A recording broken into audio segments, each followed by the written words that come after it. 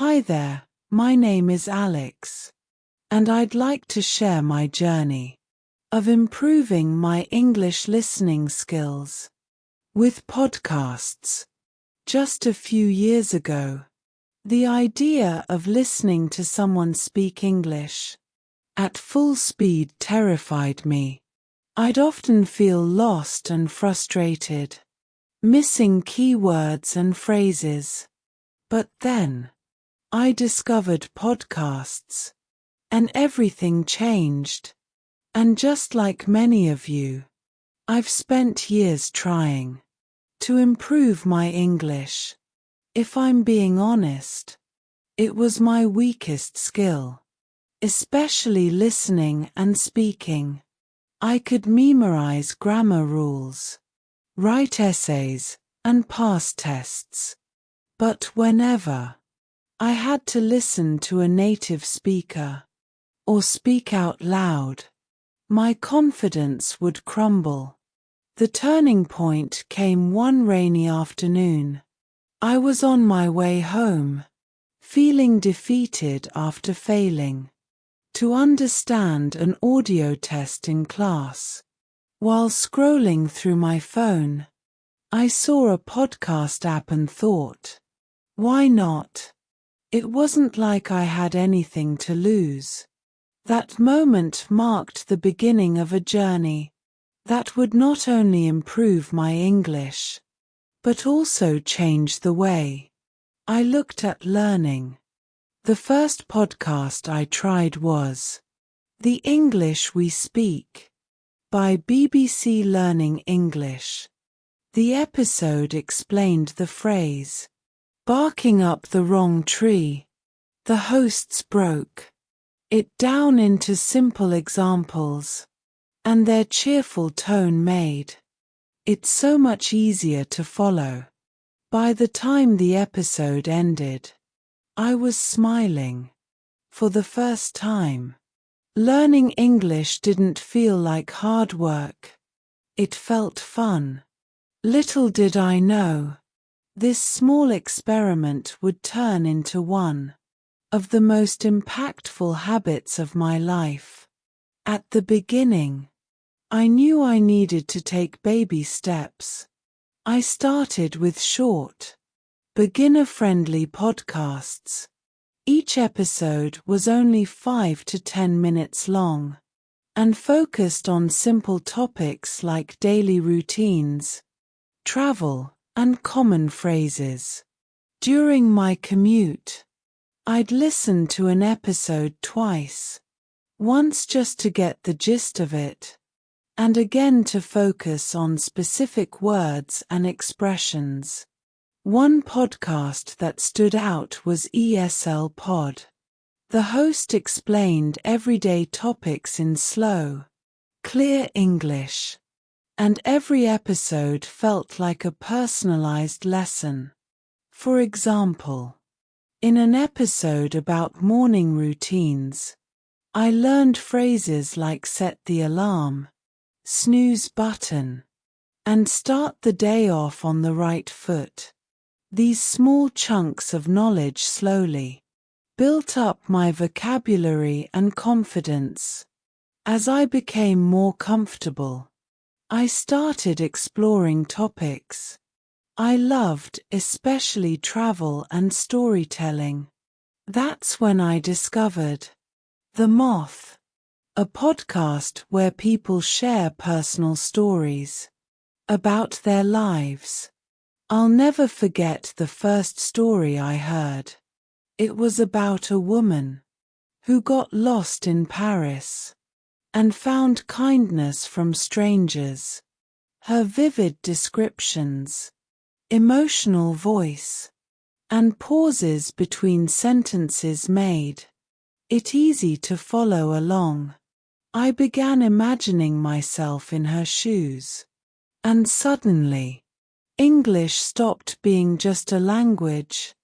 It became a tool to connect with people and their experiences. I started listening to more storytelling podcasts, like The Amateur Traveler, where the host described hidden gems in Italy and Japan. Through these stories, I learned words like itinerary, wanderlust, and adventurous spirit. Listening to these vivid narratives wasn't just about learning English. It was about being transported to another world. Initially, I thought just listening to podcasts would be enough.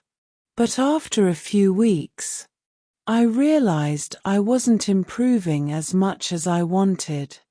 That's when I discovered the power of active listening.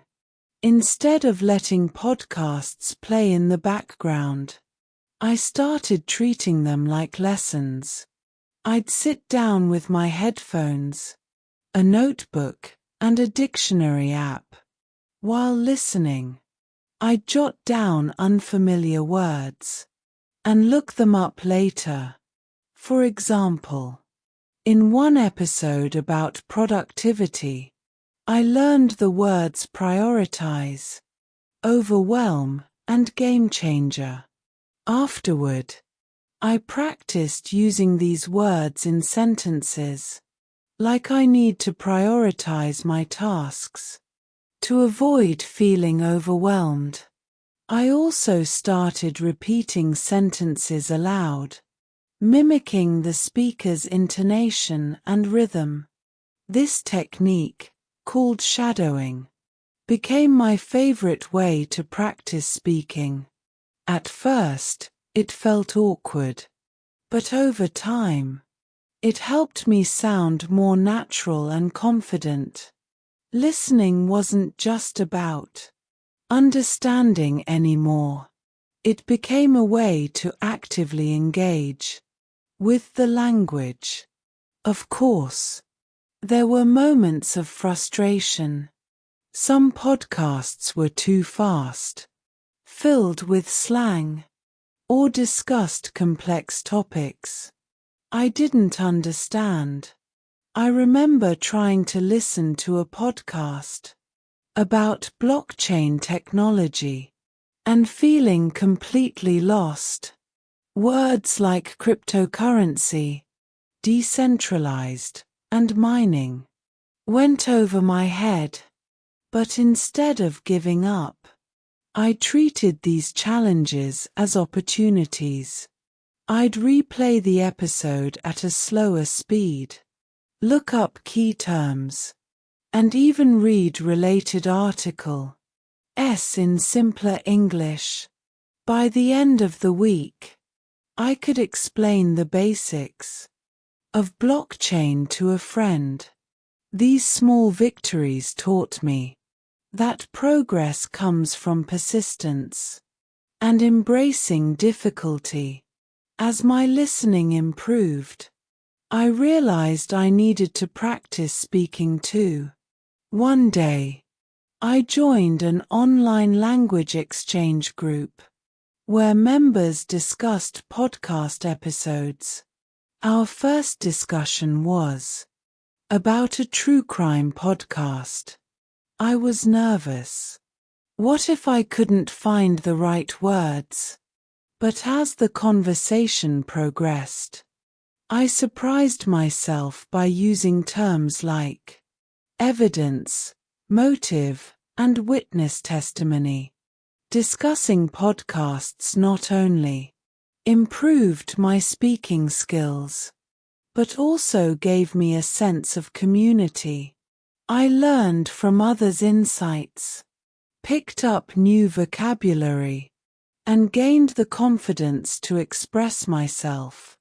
What started as solitary listening turned into meaningful conversations. The real magic happened in everyday situations. One day, I was at a cafe when I overheard two tourists talking about their travel plans. To my surprise, I understood their entire conversation. Summoning my courage, I approached them and recommended a nearby museum. They smiled and thanked me, and we ended up chatting about their trip. That moment felt like a breakthrough. It wasn't just about understanding a podcast or passing a test, it was about connecting with real people. I realized that all those hours of listening and practicing had paid off in the most rewarding way. As my skills grew, I started exploring new genres: comedy, science, business, and even news. Each genre offered something unique. Comedy podcasts taught me slang and cultural references, while news podcasts helped me understand formal expressions and current events. One of my favorites became TED Radio Hour, where speakers shared inspiring ideas about everything from innovation to happiness. Listening to these thought-provoking talks didn't just improve my English, it expanded my worldview. Podcasts became more than a learning tool. They became a window into different cultures, ideas, and perspectives. Reflecting on my journey, I realized that progress doesn't happen overnight. It's built on small, consistent efforts. I celebrated every milestone, from understanding a fast-paced episode to using a new phrase in conversation. Each small win motivated me to keep going. Now, podcasts are a daily part of my life. They've turned English from a source of stress into a source of joy. Whether I'm learning about history, laughing at a comedy show, or getting inspired by a motivational talk, podcasts remind me that language learning is a journey worth taking. If you're struggling with listening or speaking, I encourage you to try podcasts. Start with topics you love. Listen actively, and don't be afraid to challenge yourself. Remember, every small effort adds up. One day, you'll look back and realize how far you've come. So, grab your headphones and press play. Who knows? Your next big breakthrough might be just one episode away.